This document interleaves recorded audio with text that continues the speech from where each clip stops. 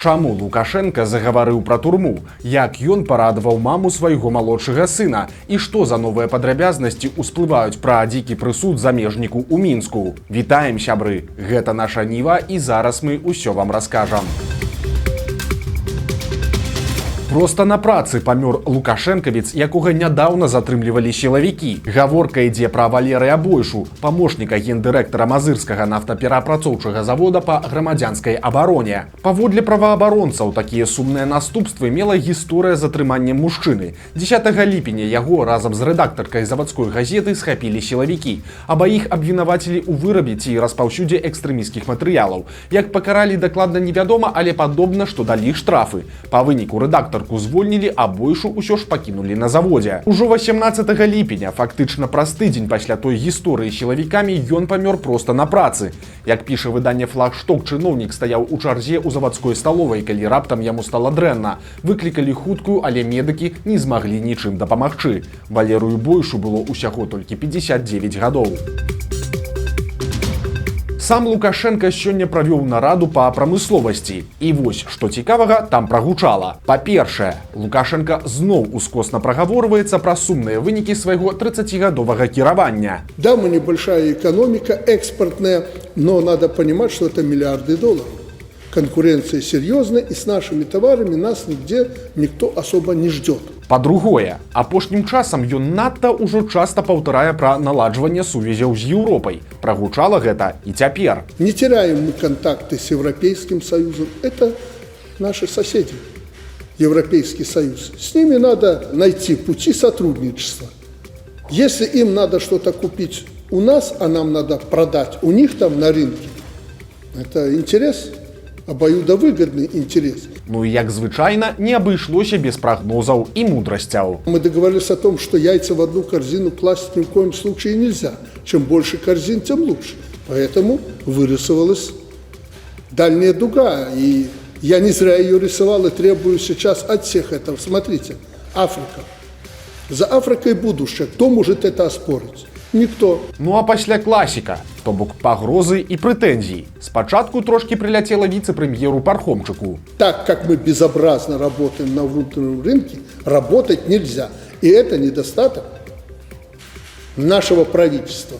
В данном случае вице-премьера. Мы должны защищать разумно собственный рынок. Конечно, мы можем закрыться за одни сутки, но так и от нас закроются за одни сутки. Такая наша судьба, что у нас производится все то, что в мире производят в большом количестве. Поэтому просто так защищать свой рынок, закрыться на границах, никого не пустить, не получится. Надо действовать разумно. Пасля і агулам усім дырэктарам прамысловых прадпрыемстваў. Еще один проблемный вопрос с возвратом внешней просроченной дебиторской задолженности, которая, как и в прошлом году, продолжает расти. Хочу директоров предупредить и через министра, и вас, их всех предупредить, кого сегодня нет. Это тюрьма.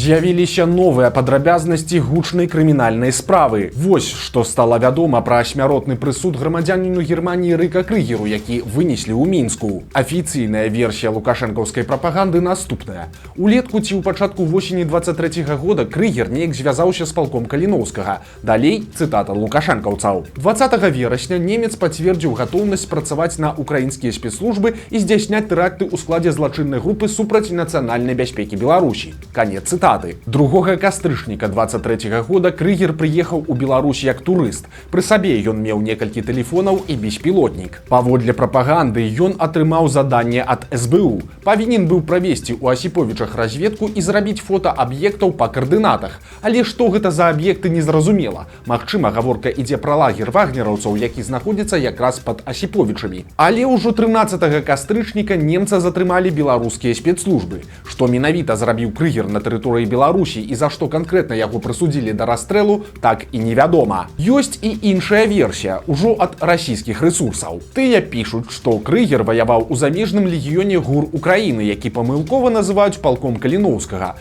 Па гэтай версіі Крыгера быццам бы ўзялі ў палон у лістападзе 23-го года і ў выніку выдалі беларускаму боку, бо ён быў датычны да дыверсій у расійска-беларуска-украінскім памежжы. І вось тут узнікае лагічнае пытанне. Якую ж дыверсію ён мог здзейсніць, калі рэйкавая вайна ў Беларусі даўно ўжо не ідзе. І тут можна выказаць толькі адну здагадку. Адзіны выпадак дыверсіі ў Расіі, калі пацярпеў беларускі цягнік, а гэта хоць якая юрыдычная прывязка да нашай краіны, адбыўся ў Бранскай вобласці 1 мая 23 года. Тады падарвалі беларускі цягнік, які вёз у Расію паліва з мазырскага НПЗ. У выніку цалкам згарэлі лакаматыў і 4 вагоны. Акрамя таго, было моцна пашкоджанае чыгуначнае палатно. Ужо на наступны дзень у той жа Бранскай вобласці нехта зрабіў яшчэ адну дыверсію. Таксама падрыў на чыгунцы.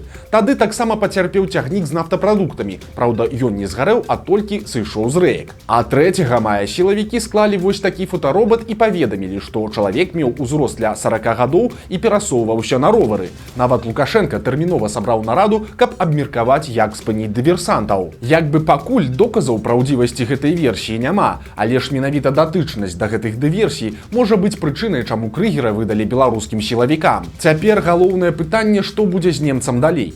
Тут цікавую версію выказаў Павел Латушка. Ён мяркуе, што гэты расстрэльны прысуд вынесены ў Беларусі ў рамках дагаварніка Александра Лукашэнкі з Крамлём. Такім чынам немцаў хочуць прымусіць пайсці на абмен, каб вызваліць ФСБшніка, асуджанага ў Германии на пожитевое зняволенне. Ведь в Германии сидит на пожизненном заключении российский сотрудник ФСБ Вадим Красиков, который публично убил в Берлине политического беженца. По некоторым данным, руководитель Кремля хотел его выменить на Навального. Потом были попытки обмена на Эвана Гершковича, американского журналиста The Wall Street Journal, который взят в заложники на территории России и буквально на днях осужден к 16 годам тюремного заключения. Но Германия отказывалась. Сейчас же Лукашенко вместе с Путиным решили не оставить Берлину выбора. Взяли в заложники гражданина Германии и пригрозили ему смертной казнью. На карысць гэтай версіі гаворыць паказальнае маўчанне і лукашэнкаўцаў, і нямецкага боку. Аказалася, што Крыгера судзілі ў адкрытым рэжыме, але ж беларуская прапаганда загаварыла пра яго толькі тады, калі пра справу паведамілі незалежныя СМІ. Ды і тое, загаварыла паўнамёкамі. Пару словаў тут, пару словаў там і нічога канкрэтнага. Нямецкая прэса таксама маўчала, то бок падобна, што вырашалася ўсё па-ціхаму, і ў кулуарах актыўна ішоў гандаль. Карацей, мы працягваем і далей назіраць за гэтай сітуацыяй. Відавочна, што яна толькі набірае абароты.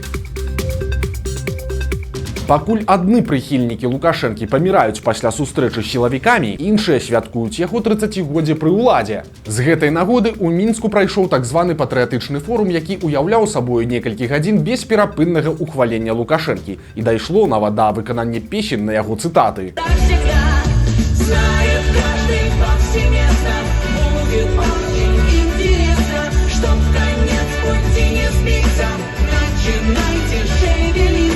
А праўладны паралімпіец Алексей Талай не стаў разменьвацца на дробязі і заклікаў даць Лукашэнку зорку героя Беларусі. А мы все молимся за него.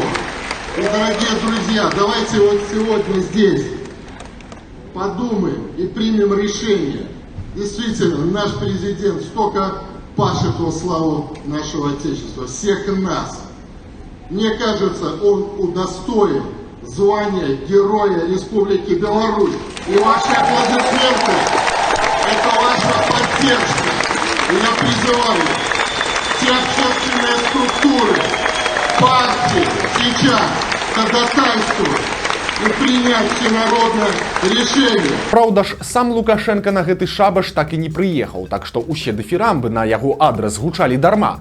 Але найбольш адзначыўся новы кіраўнік адміністрацыі Лукашэнкі Дмітрый Круты. Ён нагаварыў такога, што не вытрываў нават галоўны рупар прапаганды газета СБ Беларусь сегодня, вядомая ў народзе як Советская Белоруссия. Круты заявіў, што Гасподзь паслаў Беларусі выпрабаванне ў выглядзе урагану, каб парадаваць Лукашэнку. Цытата. Магчыма, гэта для таго, каб прэзідэнт парадаваўся, што створаная ім за 30 гадоў сістэма выстаяла і вытрымала. Нягледзячы на выяўленыя кропкавыя праблемныя пытанні, ніякіх крытычных наступстваў не адбылося. Канец цытаты. І вось гэтую прамову надрукавалі ў СБ Беларусь сегодня, але падобна пасля перачыталі і зразумелі, якая гэта дзікуха. Таму словы чыноўніка пра прэзідэнцкую радасць з нагоды урагану з сайта газеты цішком выдалілі.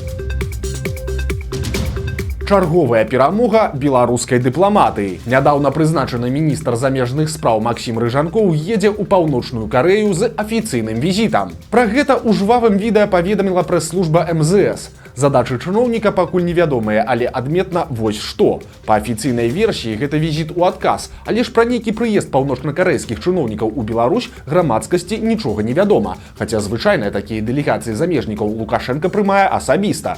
Таму тут два варыянты. Першы, словы пра візіт у адказ гэта ці то свядомая хлусня, ці то несвядомая памылка беларускіх чыноўнікаў, і другі, Лукашенка ўжо сустракаўся ў Мінску з гасцямі з паўночнай Карэі, але ж пра гэта вырашылі нічога не казаць. Прыемны сюрпрыз для мамы Мікалая Лукашэнкі. Александр Лукашенка падпісаў указ аб прысваенні Ірыне Абельскай ганаровага звання заслужанага ўрача Беларусі. Цяпер да ўсіх яе рэгалій дадалося і гэтае, а рэгалій там хапае. Абельская цяпер і галоўная доктарка рэспубліканскага клінічнага медыцынскага цэнтра і член Савета Рэспублікі, а таксама кіраўніца камісіі па праверцы беларускіх медустаноў. Ну і бонусам маці малодшага сына Лукашэнкі Мікалая. Удзельнік апазіцыйнага руху выявіўся платным міліцэйскім стукачом. Гаворка ідзе пра Мінчука Віталя Лухвіча. Найперш ён вядомы як кіраўнік школы па адзінаборствах у так званым рускім стылі, якая існуе не менш за 15 гадоў. Цяпер яна называецца самба і знаходзіцца ў заводскім раёне Мінска. Увогуле за свае 46 гадоў Лухвіч змяніў вялікую колькасць месцаў працы. Гэта і прадпрыемствы, і дэпартамент фінансаў, і тыпу міністэрства ўнутраных спраў.